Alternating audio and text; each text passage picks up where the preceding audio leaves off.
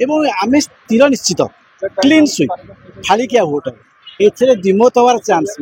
फाड़िकिया vote हम आप देखिए लोक जनसमागम एवं चारिआड़ तो आपण मैंने तो कहते गोटे गोटे माइल खुंट ना तेणु आपण मैंने निजे अनुधान करुवे नियालीवासी मुडटा क्यों बाटर अच्छी आप भल भाव परखी निरखी निश्चित भाव देखते नहीं लोक कहते जदि आपण कहते गोटे साइड भोटिंग हम ताहले विजय निश्चिंत अच्छी शुणु से अनुसार लोक गणतंत्र प्रति से गोटे शक्त धक्का हम कारण गणतंत्र को आम सम्मान देवा दरकार निर्वाचन को आम मानवा दरकार निर्वाचन में जी विजय हम से विजय उत्सव पावे किंतु आम क्लीन स्वीप एवं जितबार आशा नहीं बोली आम आज कहीपर यह आम विजय उत्सव नहीं कि आपण भावुं कि जो सरकारी योजना सब मानवर मुख्यमंत्री करते नुआ ओडिशा नवीन ओडिशा ये सब योजना जो करके गाँव विकास कर कॉलेज हो मंदिर हो मस्जिद हो गिर्जा हो से जो आपण कहते गत वर्ष सेक्रेटरी आसुले लोकंर ग्रीवांस भी शुणिले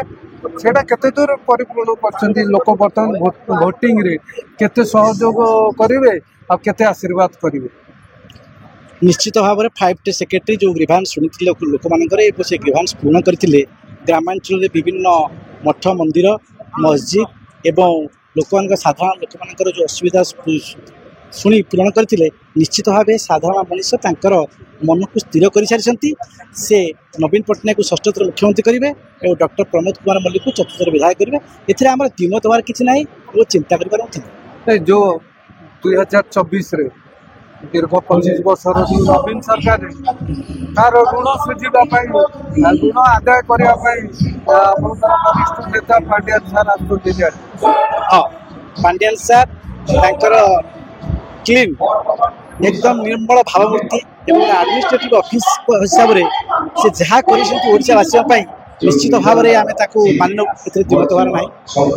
आज से विषय में पांड्यान सार जनसचेतना सृष्टि करेंगे और निश्चित भाव लोक नवीन सरकार उन्नति और विकास आज विधायक करते विगत दिन में शुणु मंचर कहते 2024 निर्वाचन आम क्या शोन से परिप्रेक्षी में आपण मैंने दीर्घ 1 वर्ष विधायक जो रही भावमूर्ति निर्वाचन प्रस्तुति आरंभ करते डॉक्टर प्रमोद कुमार मल्लिक एक बरपुर आप जानते जड़े विधायक निर्मल भावमूर्ति संपन्न सामान्यतम कलंक देहर ना तेणु से ये जो वर्षकर कथा कहले आप जानते ये वर्ष भर साधारण जनता आरंभ कर प्रत्येक घरे घरे परिचित डॉक्टर मल्लिक कर्मी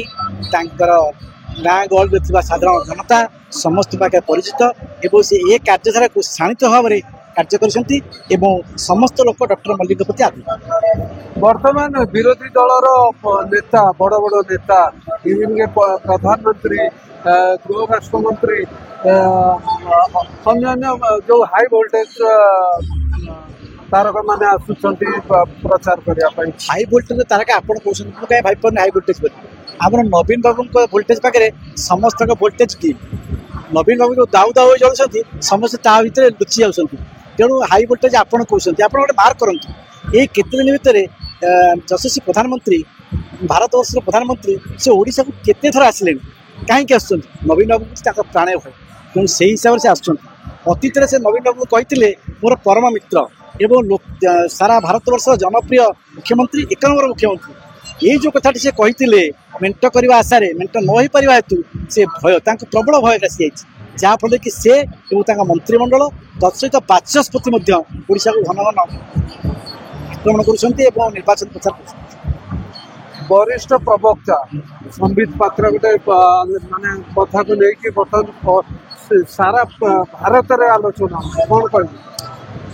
संबित पात्र वरिष्ठ प्रवक्ता आप दृष्टि कहते जेहेतु से बीजेपी गोटे भारत स्तर प्रवक्ता किंतु वरिष्ठ आउ कनिष्ठ तांकर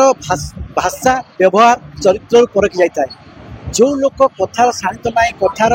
मार्जित ना जे कहूँ प्रभु जगन्नाथ होती मोदी परम भक्त सेपरी जड़े प्रवक्ता को वरिष्ठ प्रवक्ता कौ प्रकार कहुपे ओडिशा बर्तमान शांत अच्छी 20 वर्ष नवीन सरकार शांत अच्छी जो धार्मिक भावना क्षुण्ण ହେଇନି ସେମାନେ ଚାହୁଁଛନ୍ତି କି ଅଲଗା ଯୋଉ ରାଜ୍ୟରେ ଯେମିତି ଅଶାନ୍ତ ରହିଛି ଓଡ଼ିଶାକୁ ଅଶାନ୍ତ କରିବା ପାଇଁ ଅଶାନ୍ତ କରିବା ପାଇଁ ସେମାନେ ପ୍ରାଣପଣ ଚେଷ୍ଟା କରୁଛନ୍ତି କିନ୍ତୁ ସଫଳ ହୋଇପାରୁନାହାନ୍ତି। ନବୀନ ପଟ୍ଟନାୟକଙ୍କର ଯେଉଁ ନିର୍ମଳ ଭାବମୂର୍ତ୍ତି ଏବଂ କାର୍ଯ୍ୟଶୈଳୀ ସେଥିରେ ସେ ଫିକା ପଡ଼ିଯାଇଛି। ମୁଁ ଆପଣଙ୍କୁ ଏଇଠି ଗୋଟିଏ କଥା କହିପାରେ, ଏଇ ନିଆଳି ଥାନା କଥାକୁ ଉଦାହରଣ ଦେଇପାରେ। ଅତୀତରେ ନିଆଳି ଥାନାରେ କେତେ କେସ୍ ହେଉଥିଲା, କେତେ ଗଣ୍ଡଗୋଳ ହେଉଥିଲା। ଏବେ ଆପଣ ଦେଖୁଛନ୍ତି ନିଆଳି ଥାନାରେ କିଛି ଅଛି? ଡକ୍ଟର ମଲ୍ଲିକ ସମସ୍ତଙ୍କୁ ଏକାଧାରରେ ଏକଦମ ଶାସନ କରିଛନ୍ତି ଏବଂ ସୁଶାସନ ଦେଉଛନ୍ତି। ନିଆଳି ନିର୍ବାଚନ ମଣ୍ଡଳୀରେ ତେଣୁ ନିଶ୍ଚିତ ତାଙ୍କର ବିଜୟ ହେବ ଏ ଆଶା। 24 ନିର୍ବାଚନ ପରେ କିଛି ଅଧୁରା ସ୍ୱପ୍ନ ରହିଛି ବିଧାୟକ, କ'ଣ କହୁଛନ୍ତି? ନିଶ୍ଚିତ ପୂରଣ କରିବେ ବିଧାୟକ। 24 ମସିହାରେ ଆପଣ ଦେଖିଥିବେ ପ୍ରାରମ୍ଭରେ ଆମ ଅଞ୍ଚଳର ବିଭିନ୍ନ କଲେଜକୁ ତାଙ୍କ ପାଣ୍ଠିରୁ ଏବଂ ସାଂସଦଙ୍କ ପାଣ୍ଠିରୁ ଟଙ୍କା ଦେଇ ବିଭିନ୍ନ କଲେଜର ରୂପରେଖ ପରିବର୍ତ୍ତନ କରିଛନ୍ତି। ଏଇଠି ଆପଣ ଦେଖନ୍ତୁ ଆମ ପାଖରେ ଅଛି ହାୟର ସେକେଣ୍ଡାରୀ, ପ୍ରାଚୀ ହାୟର ସେକେଣ୍ଡାରୀ। ଏଇଠି ଦେଖନ୍ତୁ ନିଆଳି କଲେଜ, ଯୋଉଠି ଗୋଟେ ବସିବାର ସ୍ଥାନ ନଥିଲା, auditorium, smart class room, laboratory ସବୁ ମାନଙ୍କର ବିଧାନକୁ ସମ୍ଭବପର ହୋଇପାରିଛି। ଏଇ ହାଇସ୍କୁଲ ଦେଖନ୍ତୁ 5Tରେ କିପରି ରଙ୍ଗାୟିତ ହୋଇଛି। ଏଇ ପଡ଼ିଆକୁ ଦେଖନ୍ତୁ, ଏଇ ପଡ଼ିଆରେ ମଧ୍ୟ ଚତୁଃପାର୍ଶ୍ୱକୁ ମାର୍କ କରନ୍ତୁ, ଷ୍ଟାଡିୟମକୁ ମାର୍କ କରନ୍ତୁ। ଏସବୁ ଆମର ମାନ୍ୟବର ବିଧାୟକ ଯେଉଁ ସମ୍ଭବପର ହେଇଛି, ତାଙ୍କର ଯେଉଁ ଅଧୁରା ସ୍ୱପ୍ନ ଅଛି ପରବର୍ତ୍ତୀ ପର୍ଯ୍ୟାୟରେ ନିଆଳି ଅଞ୍ଚଳର ଧାନ, ପାନ ଏବଂ କ୍ଷୀରକୁ ନେଇ ପୁଲା ଗୋପୀନାଥପୁରରେ ଆଦର୍ଶ ବିଦ୍ୟାଳୟ କରିଛନ୍ତି ଏବଂ ସେଇ ଗୋଟେ ମିଲ୍କ ପ୍ଲାଣ୍ଟ କରିବା ପାଇଁ ସ୍ୱପ୍ନ ଦେଖିଛନ୍ତି। ଏହା କରିବେ ଏବଂ ଗ୍ରାମାଞ୍ଚଳର এই ଯେଉଁ କ୍ଷୀର ଚାଷୀମାନେ ଉପକୃତ ହେବେ। ମାନ୍ୟବର ବିଧାୟକ ନିଶ୍ଚିତ ତାଙ୍କର ଅଧୁରା ସ୍ୱପ୍ନ ପୂରଣ କରିବେ, ଏଥିରେ ଦ୍ୱିମତ ହେବାର ନାହିଁ।